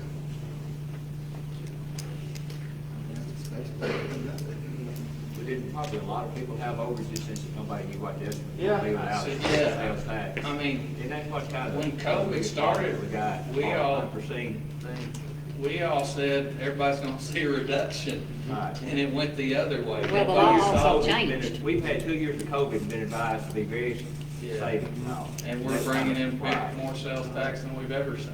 Yeah, Now, because the I law will changed. say, we still, I don't know that we have a good feel for how much of that's, some of this online sales tax bump that counties saw, you know. So, you know, this could flatten out in next year or two. The Commissioner of Finance and Administration with the state in the budget hearing, I believe it was last Tuesday, they were asking him a lot of questions about revenue projections and budget projections, and what he kind of said was that they're not going to depend on that continued sales tax increase, because they think a lot of the purchases that were made during the pandemic were one-time purchases for more expensive items, and they don't see that continuing. So I'm not here to say that the sales tax is not going to grow any, but projections are kind of still on that conservative side, on the revenue side. We still don't want to, you know, depend on that, because say you did bump your sales tax estimate up for the schools to 10 million, and they only bring in 5. Well, now we have the opposite end of the spectrum where they're crying that they don't have enough money coming in, and they wouldn't have enough money coming in, because at that point you would have likely shifted property tax away from them, and they're gonna have to eat into reserves until you get to the next budget year and can make adjustments based on that. So 2 sides to both of those coins. We just gotta try to find a balance. We can help you with the calculations, though, if y'all start looking at it. Happy to help. All right. Well, guys, we appreciate y'all coming. And we'll move on to the next item. I got 3 cards here I want to read real quick here in old business.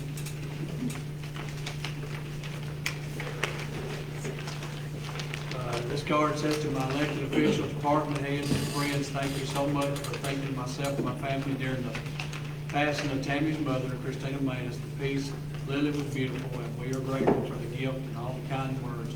Love, the Lena Bill family. I have a note here from Miss Tammy. It says, thank you so much for the beautiful plants sent during Stevie and Lena's, during the loss of my mother. Love, Tammy. And then I have one more here from Stephanie and Tommy Page. It says, dear county officials and commissioners, thank you for the beautiful plant, your kind expressive sympathy in the loss of my mother, Tommy, and I appreciate your gift. Warm regards, Stephanie and Tommy. Thank you guys for thinking of these folks during their loss. I don't have anything else in old business. I do. Okay. Mr. J.D. Dolan presented with West Tennessee Dive, he's needing to do some construction on his building. I'd like to move forward with that. Okay. J.D., can you? Yeah, that was, when I talked to you in the budget committee about putting a new door in. Right. West Tennessee Dive was contact over, and the county contact over, I think y'all had a bid for 4,800. Okay. We were gonna do 2,400, and the county did 2,400. All right. I'll make a motion, we do 2,400 towards West Tennessee Dive. Okay. You got a motion? I second. Mr. Aaron Wood, second. Call roll, Ms. Carolyn. Jeff James, Yes. Mike Lefter, Yes. Tommy Page, Yes. Harold Tyler, Yes. Willie Beatty, Yes. Aaron Wood, Yes. Johnny Gill, Yes. Blake Sample, Yes. Terry Allen, Yes. Wanda Powell. Yes. Andy Anderson, Yes. Joe Ross, Yes. Steve Barrett. Yes. On behalf of West Tennessee Dive, Thank y'all, and thank y'all for the lease. You're welcome. Thank you for the service. I don't have anything else for old business. I do have something for new business. Anybody else got anything for old business? All right, new business. I've got a request from the chamber director. She's asked us to apply for a $2,000 no matching grant through the Tennessee Arts Commission. It wouldn't cost us anything, but it's got to pass through the county.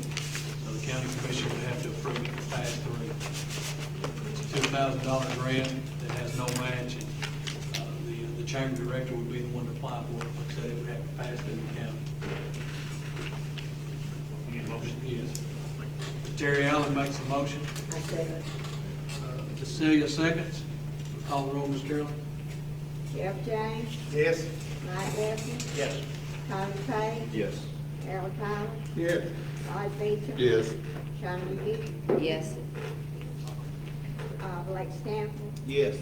Terry Allen, Yes. Wanda Fire. Yes. Andy Anderson, Yes. Joe Ross, Yes. Sylvia. Yes. Motion carries. I didn't hear my name, didn't hear Todd, didn't Okay, you? You skipped Todd. No, Went from Todd to somebody else. To me. Anyway, yes. Sean. Yeah, it's to me. From Todd to me. All right, I think the sheriff has passed out something. He got new business. Yes, it's an amendment to our food service contract. Just pass a copy out for you all to study, and by the next meeting, you know, if you have any thoughts, I'm interested. What the amendment is, they're wanting to go up on our current rates. For this fiscal year, wanting to go back to July 1st. The column that says current price is what we're currently paying. We generally fluctuate between the 190 and 210 bracket. So it's anywhere from roughly $1.19 to $1.14 per meal per inmate. That's what we pay now. The price they're wanting to increase to this fiscal year through the remainder of the year and go back and pay the difference of what we weren't is kind of in the middle column there. And then new budget year, they're wanting to jump up to about $1.30 for a meal. It's a considerable increase. The 22-23 budget would be a total increase of somewhere between $32,000 and $33,000 overall for the year. Pretty sizable increase, I think. So who does the cooking out there? Summit Foods, they provide the staff and the food.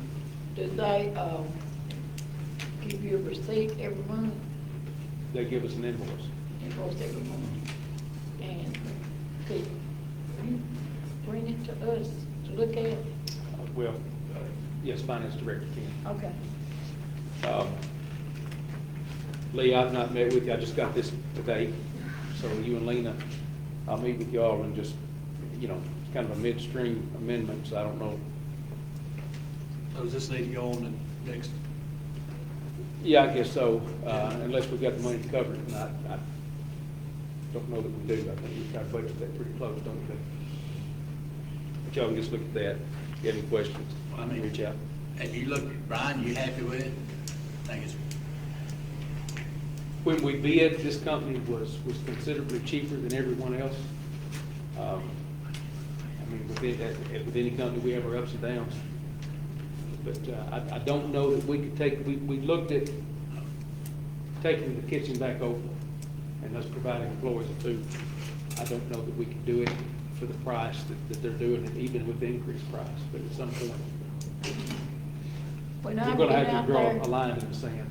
when I've been out there, every time I've been, you've had cornbread for breakfast. And I said, what does it take to make a biscuit? Cornbread and white cake, cornbread and white cake. remember cornbread? Who wants cornbread for breakfast? Get some gravy on it? Put some bread. Yeah. Yes, I'll. All right, guys, listen up, guys. Listen up. There's nothing else in new business. I'm going to turn the floor over and let, if anybody here wants to, I've got some new business. Yeah. Is that what you're saying? Yeah. Yeah. Since these guys have brought up, you know, sales tax and talking, you know, overage and stuff, I would like to make a motion for the finance director to provide the dollar amount for all overages that has been sent to the school budget from the start of the fiscal year 2018. And I would like that to be given to us maybe a week before the next meeting, because that would give us some guidance upon the dollar amount. So it's like what Abram was saying, you know, where we would stand, you know what I'm saying? So that would give us. so tell me your motion. I'll make a motion that the finance director provide the dollar amount for all overages that went to the school budget from the fiscal year 2018 to present.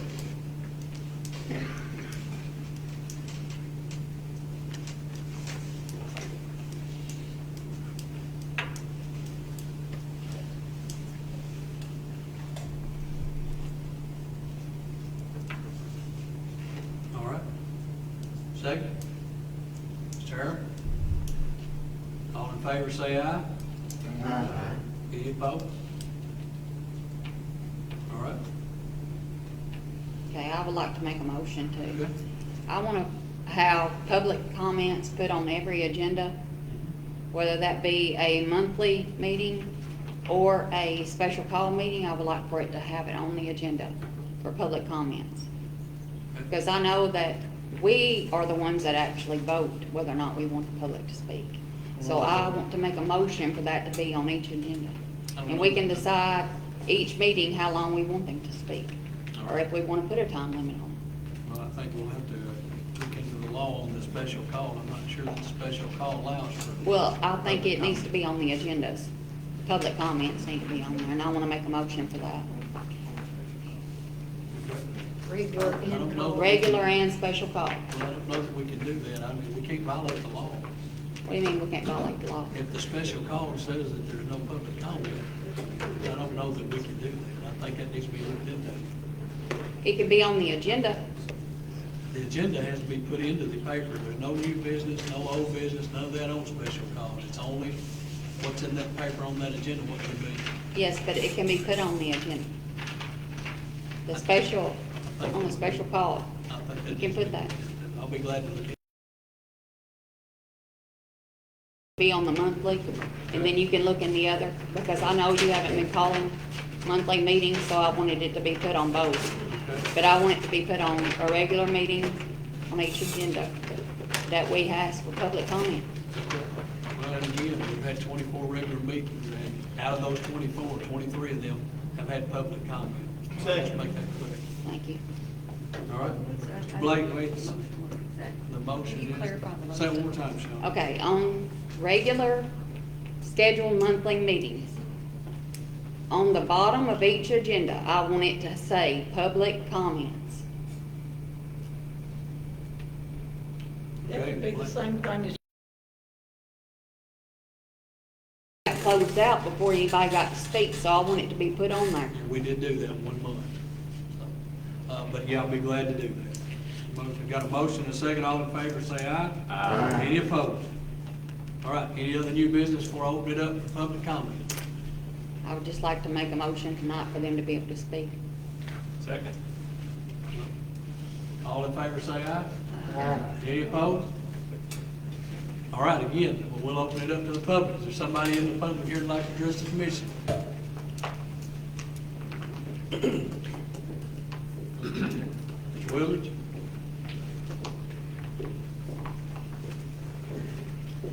I want to ask or address one thing. Mr. Leffler talked about the garbage. I know, y'all talked a whole lot about it, and I'm on the board of the city with the county on the garbage. We have a lot of meetings, I know tonight, y'all, the main concerns, I get some dumpsters and keeping the equipment up and do it. In the last meeting we had, we discussed the issue about countywide garbage pickup. We also talked about maybe doing a study, hire an independent group to do a survey across the county and see who would be interested in a countywide garbage pickup. The reason I'm saying that is the problem we have is the money comes out of revenue, taxes, and dollars to keep this garbage working. If you go to a countywide garbage pickup and you charge a fee, you have a revenue stream that solves some of your problems on how you're going to handle this and what you can afford and what you can't afford.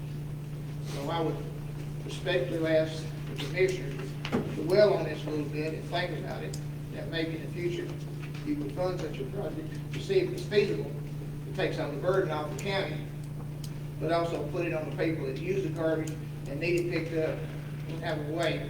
At that time, I think you can work something out between the county and the city, use the kind of transfer station we have and make it easier on both parties. Thank you.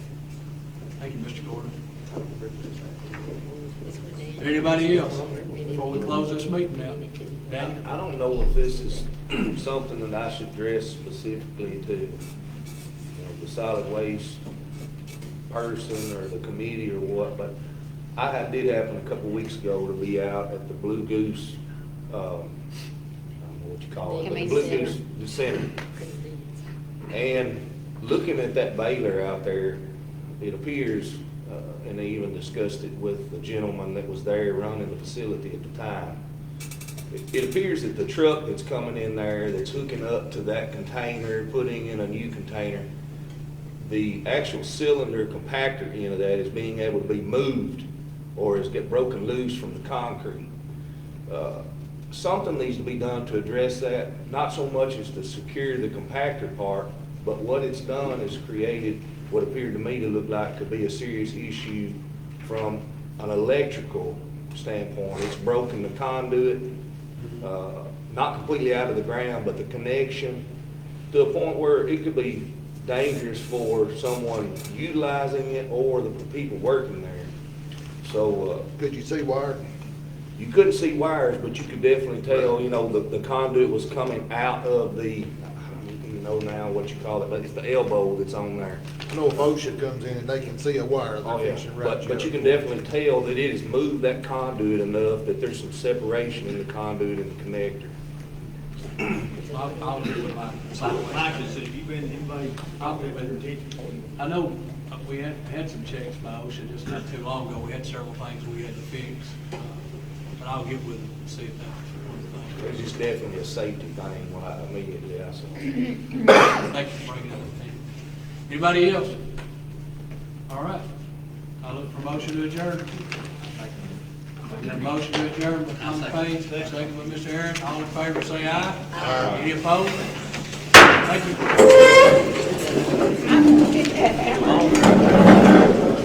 They'll get back.